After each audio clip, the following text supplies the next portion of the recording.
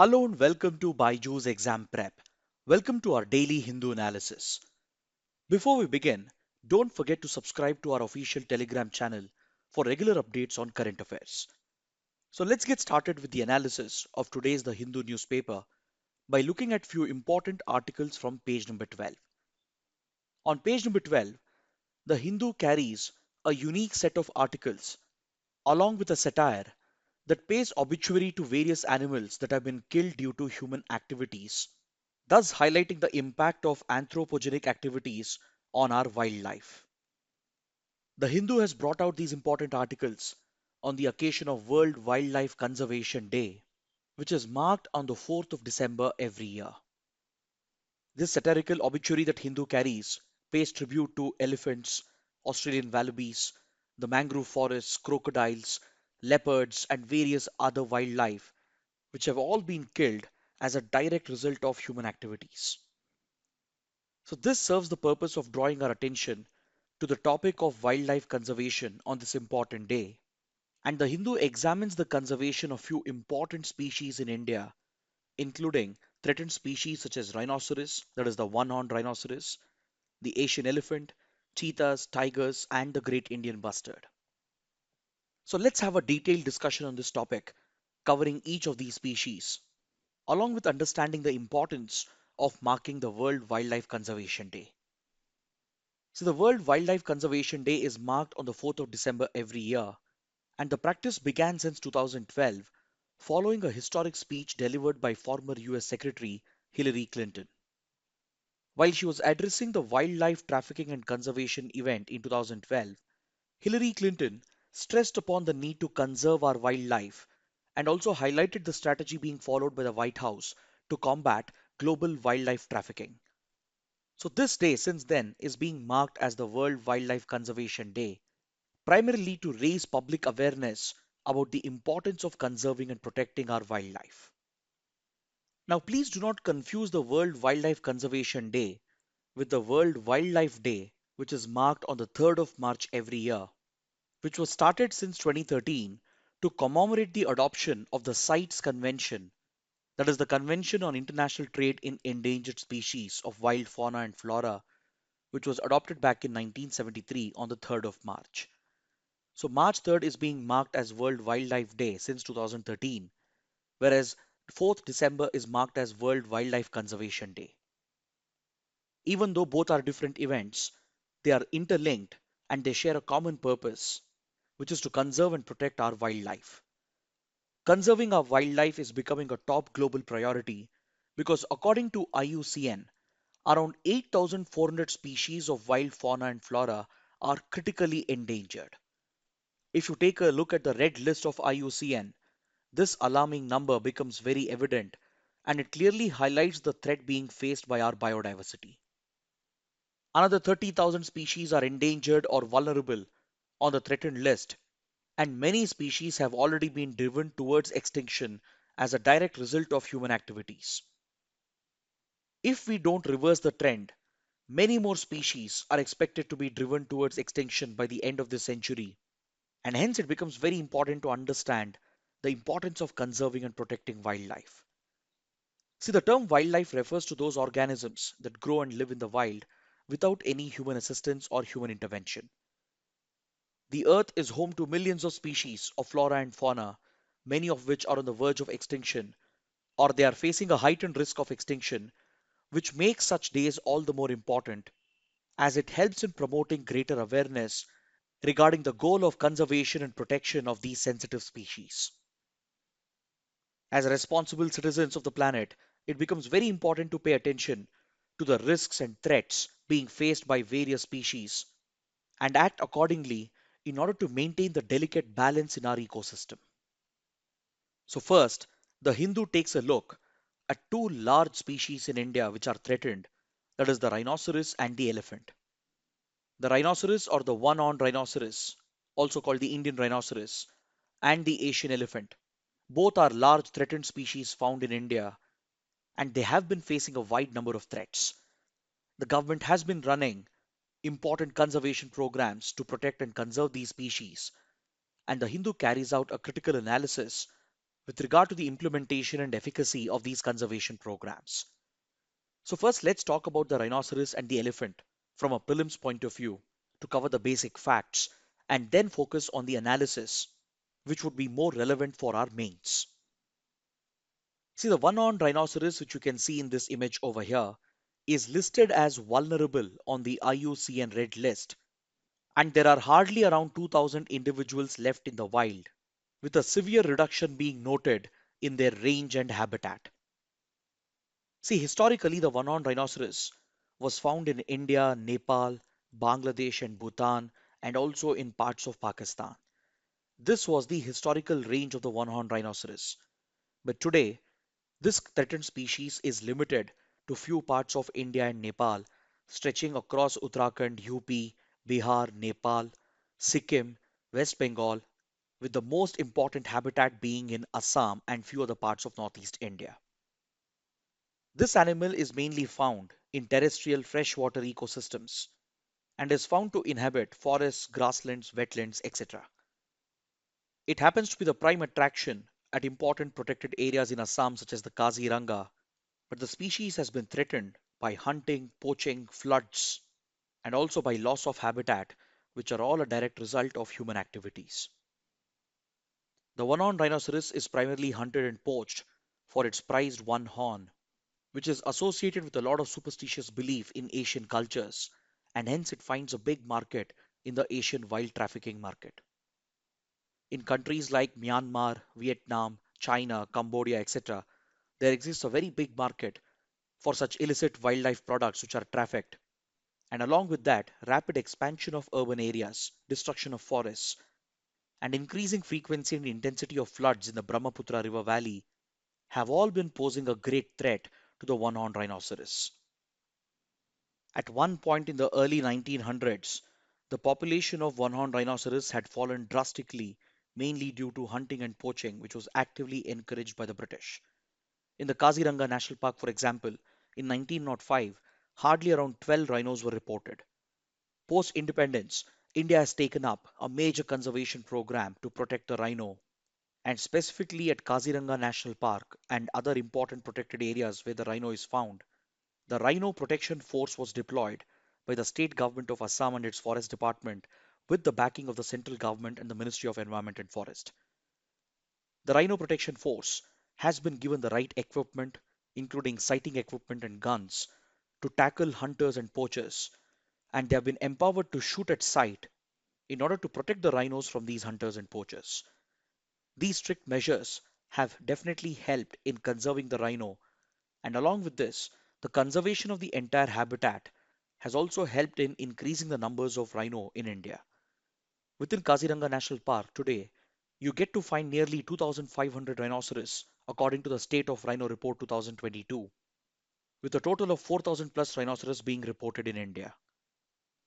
These are the latest estimates according to India. Of course, you'll find a difference with the numbers shown by IUCN because IUCN data will be slightly outdated as compared to the State of Rhino report of 2022. India has also actively worked with neighboring country Nepal in jointly conserving and protecting this threatened species, which has finally yielded results. This has had a positive spillover effect on other species as well, including tigers, which share a common habitat with the rhinoceros. So definitely, the strict anti-poaching measures that have been implemented under the rhino conservation program has helped in protecting the species.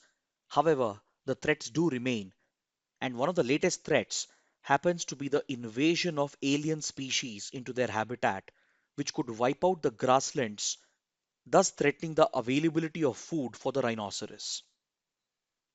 Next, coming to the elephant, the largest land-dwelling mammal, nearly 60% of the global population of Asian elephants is found in India, with a total of more than 30,000 individuals estimated to be present in the country.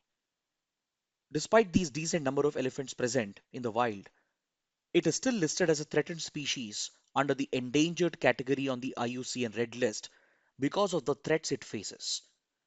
Elephants face a very big threat from hunting and poaching, as hunters and poachers mainly try to poach the prized ivory tusks of these elephants, which finds a huge value in the illicit wildlife trafficking markets.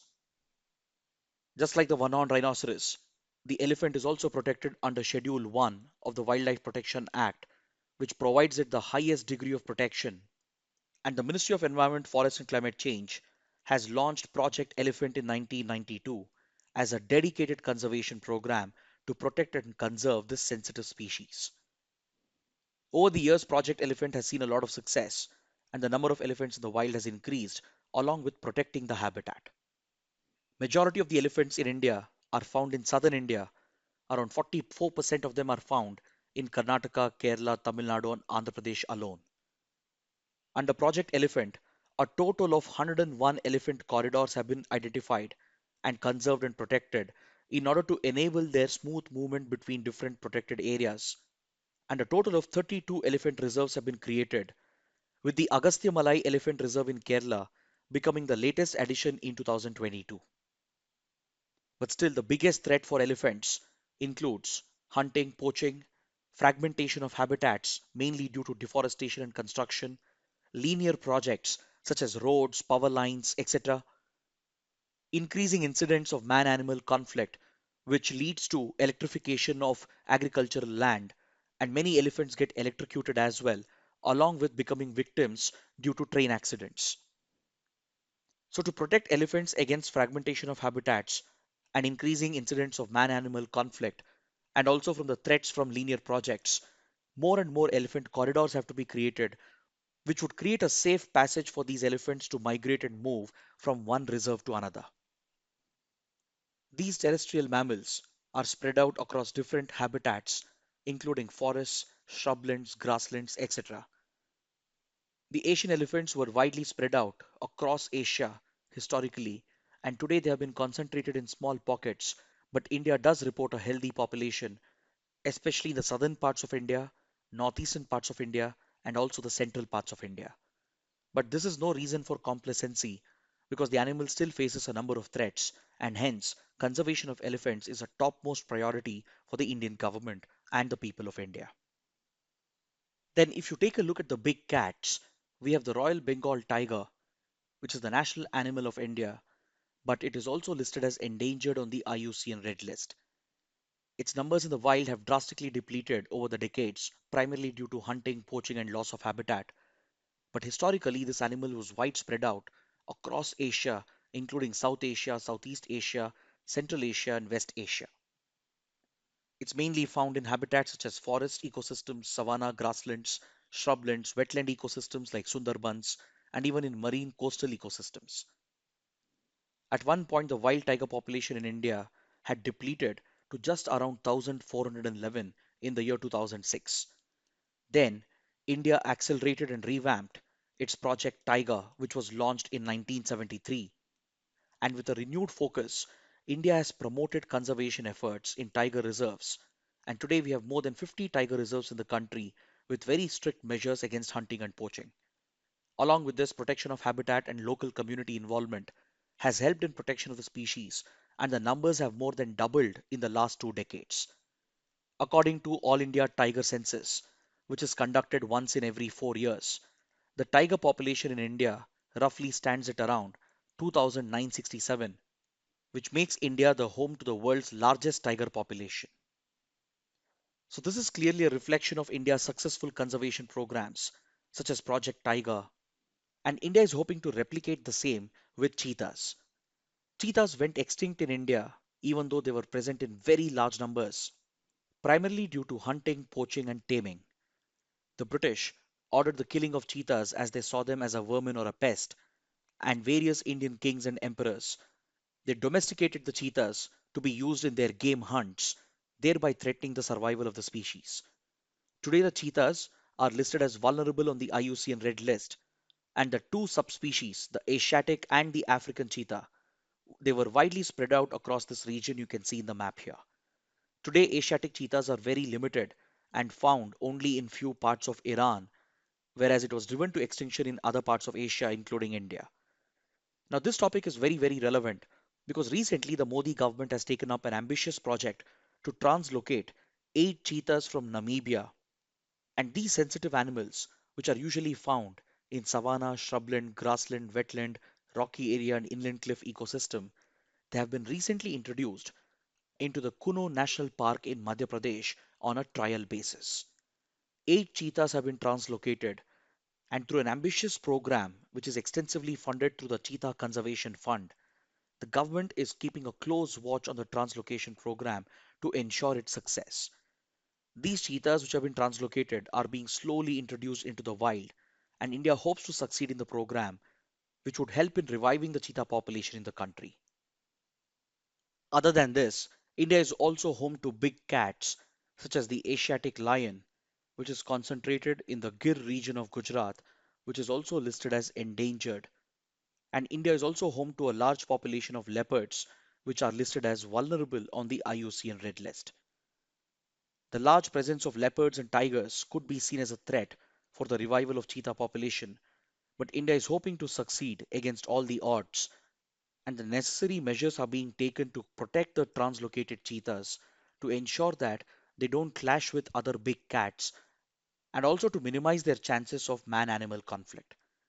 India also has the snow leopard, which is also listed as vulnerable, which is native to the Himalayan ecosystem.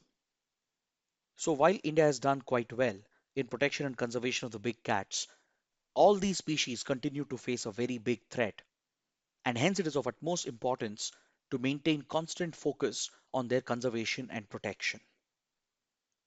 Then coming to another important species, the great Indian bustard, which has been in news. The Supreme Court of India has recently called upon the Environment Ministry to launch a project for conserving the great Indian bustard, similar to Project Tiger, as this bird species is listed as critically endangered on the IUCN Red List. There are very few individuals left in the wild, and they are concentrated only in few parts of India and Pakistan. Historically, they were found across the grassland ecosystems of the Indian subcontinent, including in southern India, central India, northwestern India, and Pakistan.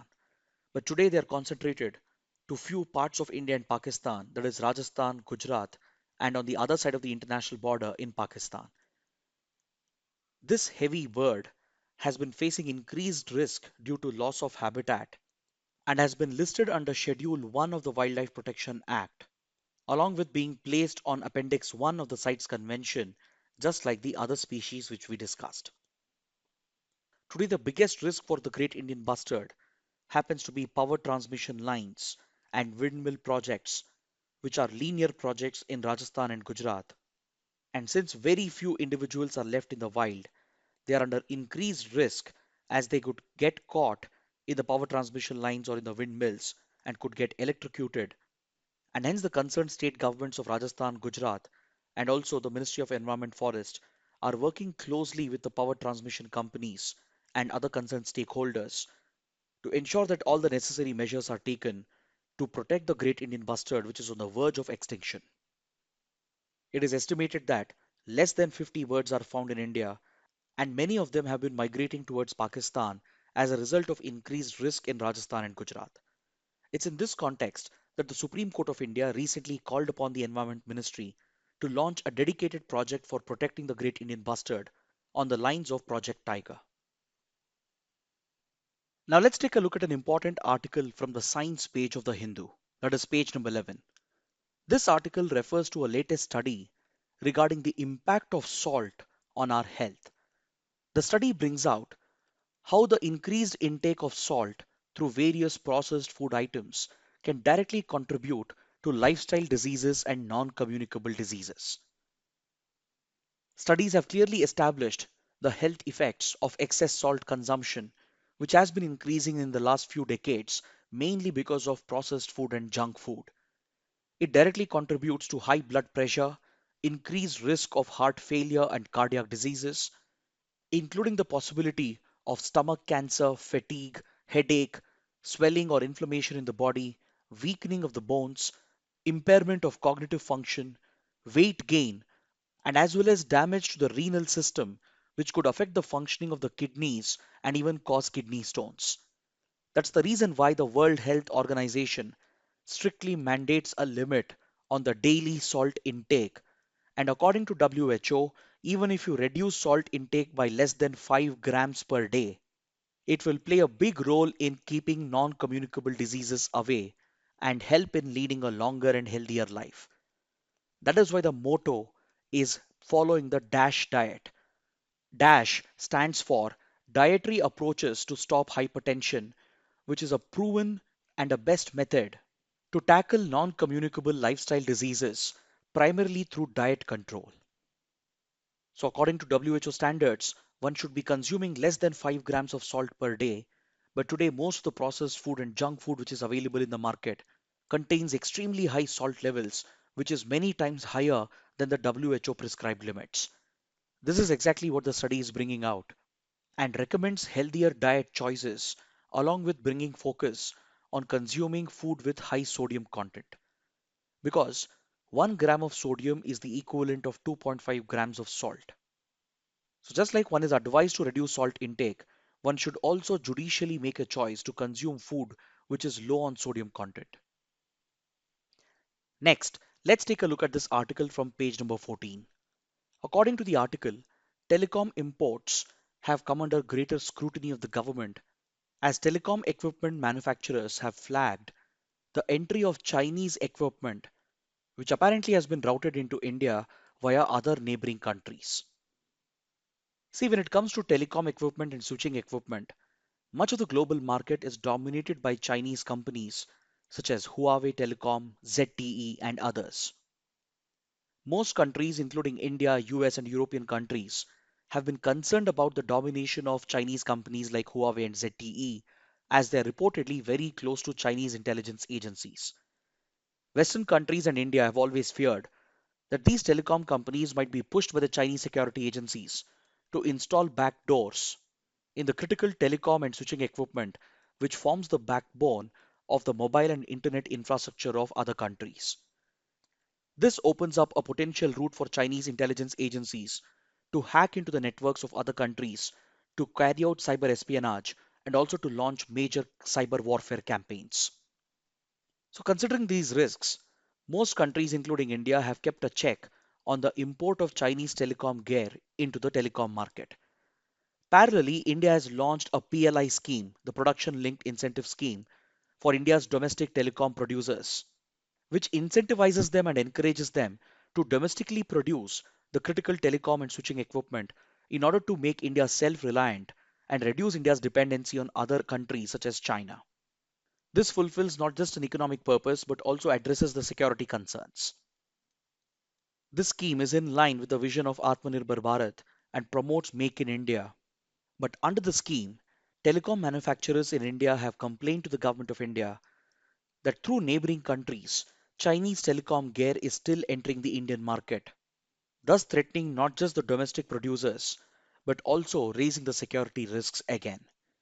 So, to deal with this challenge, the Minister for Communication and IT has assured the telecom industry that dedicated task force will be set up to scrutinize the equipment entering India and to plug the loopholes which is being exploited by Chinese traders to continue pushing their equipment into India through other countries.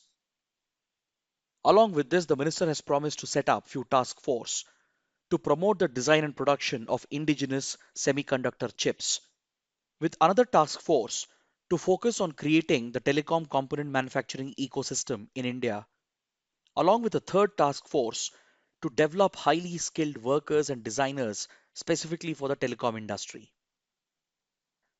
Now let's take a look at the last article from page number 14, which examines the impact of the ban by European Union on Russian oil and gas and the price cap that the G7 group is looking to fix in order to cripple the flow of revenue to Russia through oil exports. See, as you all know, Russia happens to be a major supplier of oil and gas. Even countries like India happen to be one of the major buyers of Russian oil. But ever since the Russia-Ukraine war began, the Western countries led by US and European Union have tried to cripple Russian oil exports and have tried to reduce the dependency of European countries on Russian oil and gas. Over the months, European countries have tried to reduce the purchase of Russian oil and gas, and starting next year, they will be placing a complete ban on the export of Russian oil and gas through the sea route. Then, through the G7, the US is championing an initiative to place price cap which will mandate the G7 countries and its allies to purchase oil only below the price cap, and parallelly, the US is looking to cripple the availability of insurance for Russian oil trade, which will automatically increase the cost of Russian oil and forces the other countries to pay a higher price while continuing to maintain oil supplies in the global oil market. If you look at European countries, many European nations are heavily dependent on Russian oil and gas, especially for heating purposes. Countries in East Europe, Central Europe, West Europe, all of them have a dependency on Russian oil and gas.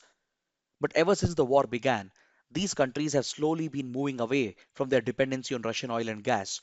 And going forward, they would like to bring down this dependency. And to give effect to this, the European Union is placing a ban on the movement of Russian oil through the sea route. Essentially, the import of Russian oil and gas through the sea route will be banned by European Union, which will apply for all the EU members. And along with this, the price cap by G7 and the disruption in availability of insurance to Russian oil supplies is likely to put pressure on Russian exports, thus cripple Russia of its important source of revenue. But however, many analysts believe that Russia is likely to overcome this hurdle because there are other major buyers of Russian oil and gas.